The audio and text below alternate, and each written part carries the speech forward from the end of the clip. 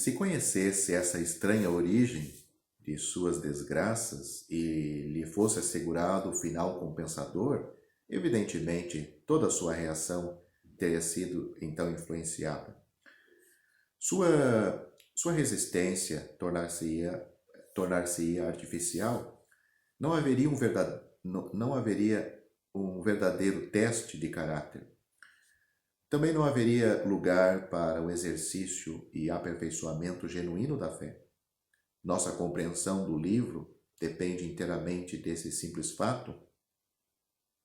A introdução mostra a explicação dos sofrimentos de Jó antes que comece, de sorte que quando a explicação é tirada de Jó, possamos perceber de imediato que poderia ter sido dada com facilidade se Deus assim o quisesse.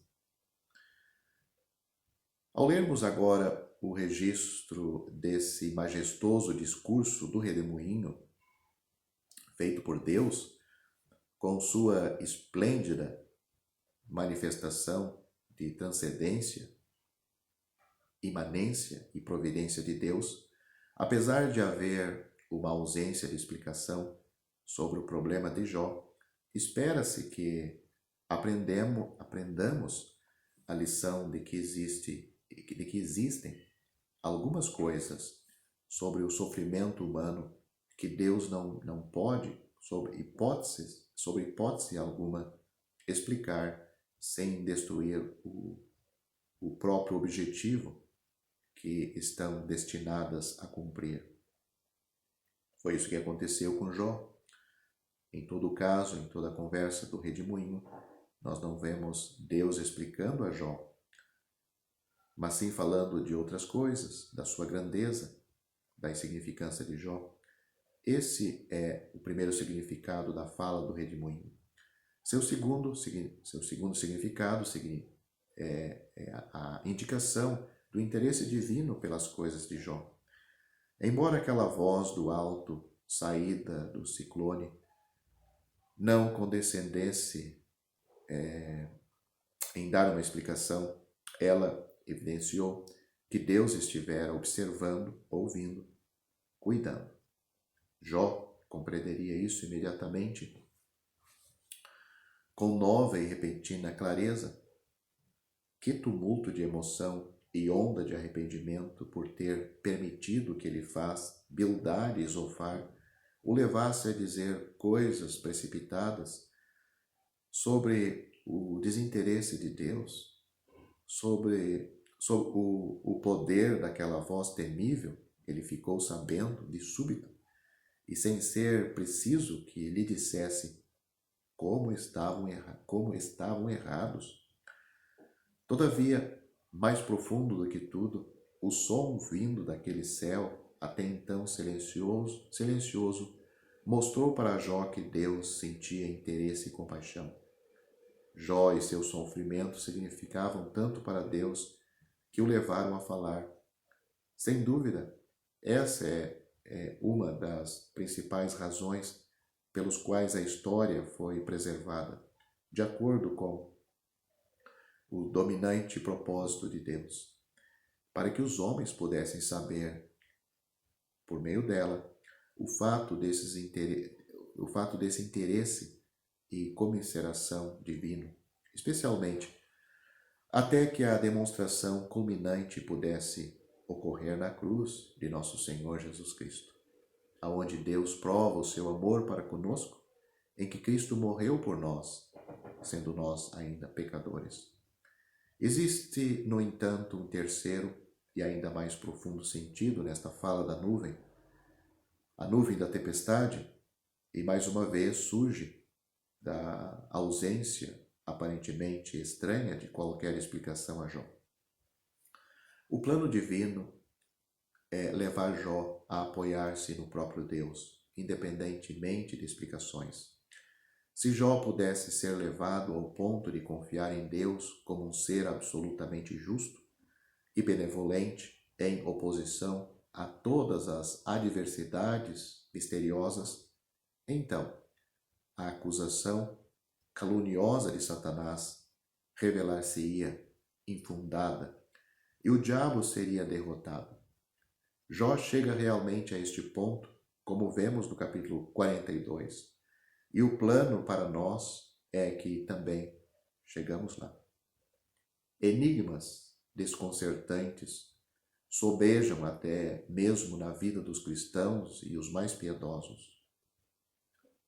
Em última análise, ter fé e confiar em Deus, apesar de todas as aparentes contradições, e mesmo havendo ausência de qualquer explicação no momento, isso deve ser fato na vida do crente.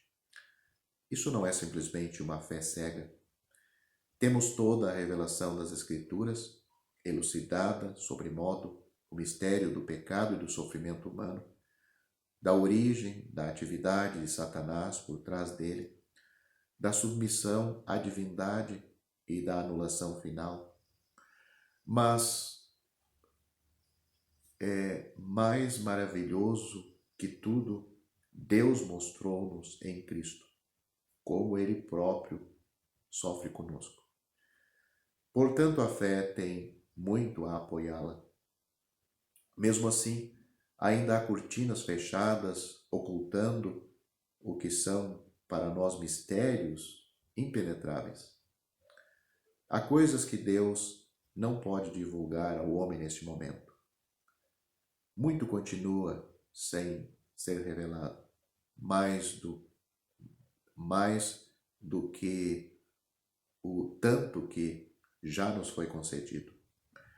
A vitória da fé é apoiar-se em Deus com plena confiança.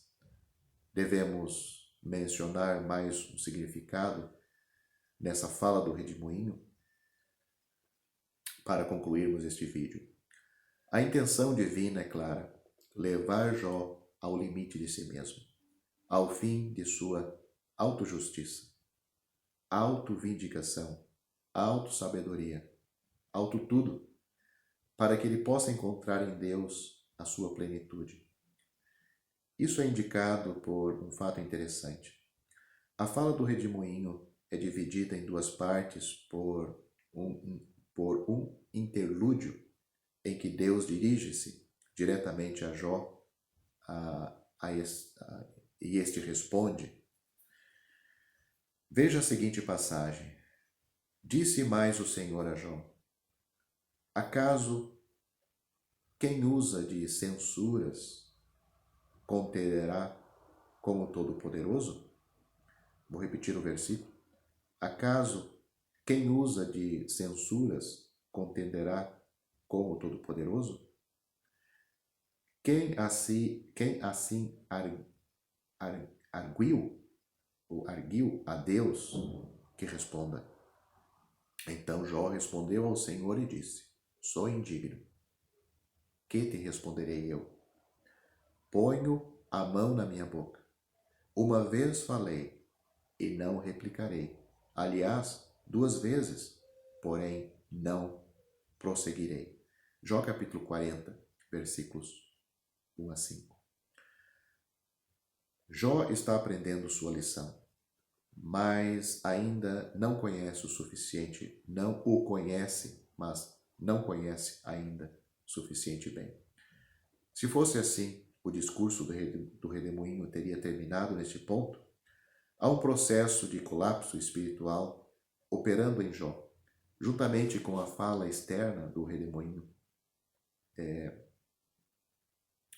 E juntamente com a fala externa do redemoinho encontramos a iluminação interior do Espírito Santo de Deus. Jó está começando a ver Deus e a si mesmo de outra forma. Ele se vê como indigno em face do majestoso plano do universo e da infinidade divina e diz: que te responderei eu? Ponho a mão na minha boca. Jó está realmente aprendendo sua lição. Inclina-se em confissão. Todavia, sua contrição ainda não é completa. E, portanto, a fala do redemoinho continua até que Jó irrompe com a mais absoluta convicção e arrependimento no início do capítulo 42. Infelizmente, os primeiros 6 versículos do capítulo 42, que constitui o máximo de todo o livro, são comumente mal interpretadas, porque são todos eles atribuídos a Jó, em vez de serem atribuídos entre Deus e Jó, em uma fala, interlocução entre Deus e Jó. Vamos tentar colocar desta forma para que você entenda numa fala entre Deus e Jó. O capítulo inicia dizendo assim: Então respondeu Jó ao Senhor. Isso não dificilmente dá a impressão de que todos os versículos até o 6º são palavras de Jó, ao passo que deveria ser assim redigido. Jó fala: Bem sei que tudo podes, e nenhum dos teus planos pode ser frustrados. Agora, a voz do redemoinho. Quem é aquele, como disseste, que sem conhecimento encobre o conselho? É uma pergunta. Então Jó fala novamente: Na verdade falei do que não entendia. Coisas maravilhosas demais para mim, coisas que eu não conhecia. Escute-me, pois, havias dito, e eu falarei. Agora, essas foram as palavras de Jó, agora as palavras do redemoinho, a voz do redemoinho. Eu te perguntarei, e tu me ensinarás. Agora Jó fala: Eu te conhecia só de ouvido, mas agora os meus olhos te veem. Por isso me abomino, e me arrependo no pó e na cinza. Assim, esses são os significados principais da fala de Deus. Jó não deveria conhecer a explicação de seus sofrimentos, mas Deus sentia interesse e compaixão. O propósito divino era que Jó se apoiasse no próprio Deus, mesmo sem explicações, e deixasse de lado seu egoísmo para descobrir sua plenitude em Deus. Quando esses significados são recebidos e quando esses significados são percebidos, a interferência majestosa e prolongada do redemoinho adquire um maravilhoso sentido, não só para Jó, mas também para nós.